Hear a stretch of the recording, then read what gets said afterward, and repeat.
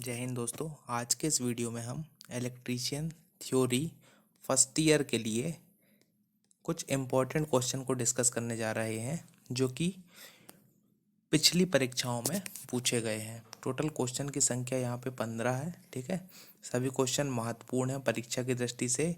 ये सभी questions previous year की CBT ऑनलाइन परीक्षाओं में पूछे गए हैं।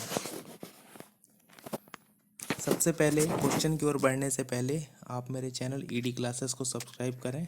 पहला क्वेश्चन है, इलेक्ट्रॉनिक ग्रेड सोल्डर में टिन तथा लेड का अनुपात क्या होता है। ठीक है, जब हम सोल्डरिंग करते हैं, ठीक है, तो हम सोल्डर के यूज़ करते हैं। ठीक है, तो उस सोल्डर में टिन और लेड दोनों मिलके बनाया जाता है। उस सोल्डर को टिन और लेड दोनों मिलाकर बनाया जाता है। तो दोनों का अनुपात क्या होता है, 60% क्या होता है इसमें टिन होता है और 40% क्या होता है आपका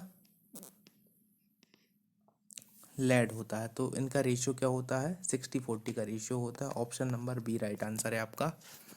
नेक्स्ट, गैल्वनाइज्ड आयरन को सोल्डरिंग करने के लिए किस प्रकार के सोल्डरिंग फ्लक्स का उपयोग किया जाता है। ठीक है, जब भी हमें GI गैल्वनाइज्ड आयरन को सोल्डरिंग करने के लिए किस प्रकार के सोल्डर का यूज़ करना है, इसका ऑप्शन नंबर ए राइट हो जाएगा, हाइड्रोक्लोरिक एसिड। इस प्रकार के फ्लक्स का हम यूज़ करेंगे। नेक्स्ट क्वेश्चन, भूमिगत केबल के एक्स चिन्हित भाग का नाम बताइए। ठीक है, तो ये भूमिगत केबल है, इसमें ये एक्स वाला भाग मतलब ये वाला भाग कौन सा है। ठीक है, इसके बारे में बताना है। तो ये वाला भाग जो है, ये कौन सा भाग है हमारा, ये बेंडिंग है। कौन सा भाग है, बेंडिंग है। ठीक है, इसमें टोटल 6 लेयर्स होती हैं केबल्स में। ठीक है, सबसे पहला क्या होता है, ये आपका होता है कंडक्टर होता है। कंडक्टर के ऊपर इंसुलेशन होता है। इंसुलेशन के ऊपर मेटल शीट होती है। मेटल शीट के ऊपर क्या होती है, बेंडिंग। बेंडिंग के ऊपर होती है आर्मरिंग और आर्मरिंग के ऊपर क्या होती है, सर्विंग होती है। ठीक है, इस प्रकार से टोटल 6 लेयर मिलकर क्या बनाया जाता है, केबल बनाए जाते हैं। नेक्स्ट क्वेश्चन, भूमिगत केबल में सर्विंग परत का क्या उद्देश्य है। ठीक है, सर्विंग परत जो है, लास्ट वाली जो परत है, सबसे ऊपरी परत है, उसका क्या उद्देश्य ये पूछ रहा है। तो इसका है पहला ऑप्शन सही हो जाएगा, पर्यावरणीय परिस्थिति के द्वारा आर्मरिंग से सुरक्षित रखता है। ठीक है, मतलब जो भी अपनी एनवायरमेंटल कंडीशन है उन सभी से क्या है, सुरक्षा प्रदान करने का काम करती है। ठीक है, नेक्स्ट क्वेश्चन, ओम के सिद्धांत के कथन के अनुसार एक परिपथ में धारा खालिस्तान के सीधे समानुपाती होती है ना। तो धारा को हम क्या लिखते हैं, I लिखते हैं। तो I समानुपाती क्या होता है, V, या इसको हम V समानुपाती I भी बोल सकते हैं। ठीक है, तो धारा किसके समानुपाती होती है, V मतलब क्या होता है, वोल्टेज। वोल्टेज को V कहते हैं, मतलब ऑप्शन नंबर ए आपका राइट आंसर हो जाएगा। धारा किसके समानुपाती होती है, वोल्टेज के समानुपाती होती है। नेक्स्ट क्वेश्चन, कौन सा सिद्धांत यह कहता है कि प्रत्येक बंद परिपथ सभी वोल्टेज ड्रॉप का योग 0 के बराबर होता है। ठीक है, कौन सा नियम ये बोल रहा है। ठीक है, ओम का सिद्धांत बोल रहा है कि किरचॉफ का पहला नियम, किरचॉफ का दूसरा नियम, कूलाम का नियम। ठीक है, तो यह कौन सा नियम बताता है, जब भी हम किसकी बात करेंगे, बंद परिपथ की बात करेंगे, है ना। तो बंद परिपथ के लिए किरचॉफ का दूसरा नियम प्रयोग किया जाता है। ठीक है, किरचॉफ का दूसरा नियम प्रयोग किया जाता है। ऑप्शन नंबर सी राइट हो जाएगा। जहां भी खुले परिपथ की बात होगी, ठीक है, किस प्रकार के परिपथ, खुले परिपथ की बात होगी, है ना, खुले परिपथ की बात होगी तो वहां पे किरचॉफ का पहला नियम उपयोग किया जाएगा। ठीक है, चूंकि इसमें बंद परिपथ के बारे में पूछा था तो आपका option number C right answer हो जाएगा। नेक्स्ट क्वेश्चन, मानव शरीर में विद्युत प्रतिरोध लगभग होता है ना, मतलब कितना हमारे शरीर में प्रतिरोध होता है ये बताना है। ठीक है, तो हमारे शरीर में कितना प्रतिरोध होता है, हमारे शरीर में 1000 ओम। ठीक है, 1000 ओम क्या होता है, हमारे शरीर का प्रतिरोध होता है ना। इसको 1 किलो ओम भी बोल सकते हैं। ठीक है, 1 किलो ओम भी आता है कभी कभी ऑप्शन में। ठीक है, तो 1000 ओम या 1 किलो ओम दोनों एक ही बात है ना, कोई भी ऑप्शन में आ सकता है, जो भी आएगा उसको टिक करिएगा आप लोग। समांतर सर्किट में जोड़े गए 3 रजिस्टरों R1 R2 R3 के बराबर प्रतिरोध RT के लिए सूत्र क्या होगा। ठीक है, समांतर में जुड़ा हुआ है।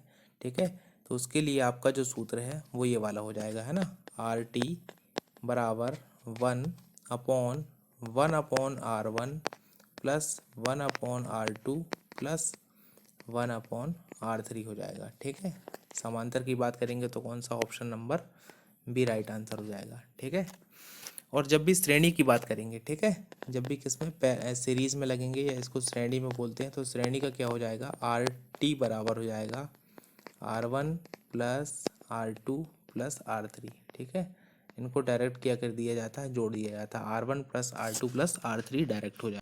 क्वेश्चन है, निम्नलिखित में से कौन सा कथन ओम के नियम को प्रस्तुत नहीं करता, मतलब ओम के नियम के हिसाब से सही नहीं है। ठीक है, तो ओम का नियम क्या कहता है, किसी भी चालक में प्रवाहित धारा है ना, उसके वोल्टेज के क्या होती है, समानुपाती होती है। जब हम समानुपाती का साइन हटाते हैं तो आई बराबर क्या हो जाएगा, यहाँ पे एक नियतांक लेते हैं आर, जिसको क्या बोलते हैं, रेजिस्टेंस बोलते हैं। ठीक है, तो आइए देखते हैं यहाँ पे पहला वाला देखते हैं, धारा अपन विभवांतर बराबर स्थिर। आई यहाँ पे धारा है, वी विभवांतर, और आर क्या है आपका, स्थिर वाला आर है। ठीक है, तो धारा बटे विभवांतर बराबर स्थिर, तो पहला कथन तो सही है। ठीक है, दूसरा कथन क्या हो जाएगा, विभवांतर अपन धारा, ये भी सही है। ठीक है, तीसरा कथन क्या हो जाएगा, विभवांतर बराबर धारा गुणित प्रतिरोध। ठीक है, तो ये कथन क्या हो जाएगा, गलत हो जाएगा, है ना। धारा बराबर क्या है, विभवांतर इंटू प्रतिरोध, तो ये कथन भी क्या है आपका, राइट आंसर है। ठीक है, तो इस क्वेश्चन के हिसाब से ओम का नियम कौन सा ऑप्शन प्रस्तुत नहीं करता, ऑप्शन नंबर सी, है ना, विभवांतर बराबर धारा गुणित प्रतिरोध नहीं होता है ना। विभवांतर बराबर क्या होता है, विभवांतर बराबर हो जाएगा आपका V बराबर आई बटे में आर होता है। ठीक है, आई गुणित आर नहीं होता है। ठीक है, फिलामेंट खालिस्तान का बना होता है। ठीक है, विद्युत बल्ब का फिलामेंट कौन सी धातु का बना होता है, टंगस्टन का बना होता है। ठीक है, इसका आंसर तो बच्चों बच्चों को पता होगा, टंगस्टन का बना होता है। नेक्स्ट क्वेश्चन, बैटरी की क्षमता व्यक्त की जाती है। ठीक है, बैटरी की क्षमता काय में व्यक्त करते हैं, बैटरी की क्षमता हम लोग व्यक्त करते हैं एम्पियर आवर में। ठीक है, एम्पियर आवर या एम्पियर घंटा में। ठीक है, एम्पियर घंटा में बैटरी की क्षमता को व्यक्त किया जाता है। ठीक है, नेक्स्ट, दो चुंबकीय ध्रुव के बीच लगने वाला बल क्या होता है। ठीक है, दो चुंबकीय ध्रुव के बीच लगने वाला बल, इस क्वेश्चन को समझने से पहले नेक्स्ट क्वेश्चन देखते हैं अपन, ये वाला क्वेश्चन। ठीक है, दो बिंदु ध्रुवों के बीच का बल क्या होता है। ठीक है, तो दो बिंदु ध्रुवों के बीच का बल क्या होता है, ये होता है इसका आंसर F बराबर के, यहाँ पे नियतांक है M1 M2, दो क्या है आपके ध्रुव है। ठीक है, बटे में क्या है एक्स स्क्वायर, एक्स क्या है यहाँ पे दूरी है। ठीक है, तो किन्हीं भी दो ध्रुवों के बीच लगने वाला बल है ना, उनके परिमाणों के गुणनफल के बराबर और उनके बीच की दूरी के वर्ग के बराबर होता है। ठीक है, तो इसका question number, option number D right हो जाएगा। पहले वाला क्वेश्चन देखते हैं, ये दो चुंबकीय ध्रुवों के बीच लगने वाला बल है। ठीक है, बल क्या हो जाएगा, दूरी के वर्ग के व्युत्क्रमानुपाती हो जाएगा। ठीक है, ये इसका राइट आंसर हो जाएगा, ऑप्शन नंबर डी। जो हमने देखा था यहाँ पे नीचे जो एक्स स्क्वायर लिखा हुआ था, उसी की बात कर रहे हैं ये। ठीक है, क्वेश्चन है, चुंबकीय फ्लक्स की एसआई इकाई क्या है ना, चुंबकीय फ्लक्स का मात्रक क्या है, तो चुंबकीय फ्लक्स काय में मापते हैं, वेबर में मापते हैं। ठीक है, चुंबकीय फ्लक्स का मात्रक क्या होता है, weber, option number A right answer हो जाएगा आपका। ठीक है,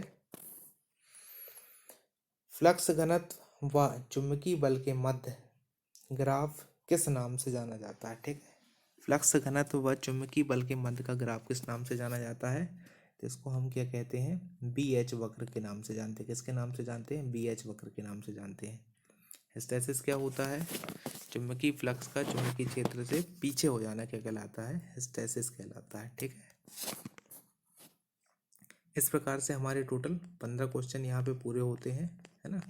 सभी क्वेश्चन में ज़्यादा डिटेल में बात नहीं करूँगा, क्योंकि ये एक शॉर्ट रिवीजन क्लास है, कम समय में ज़्यादा क्वेश्चन को हमें क्या करना है, अटेम्प्ट करना है। ठीक है, इसी प्रकार के वीडियो पाने के लिए चैनल को सब्सक्राइब करें, वीडियो को लाइक करें। ठीक है, थैंक यू, धन्यवाद।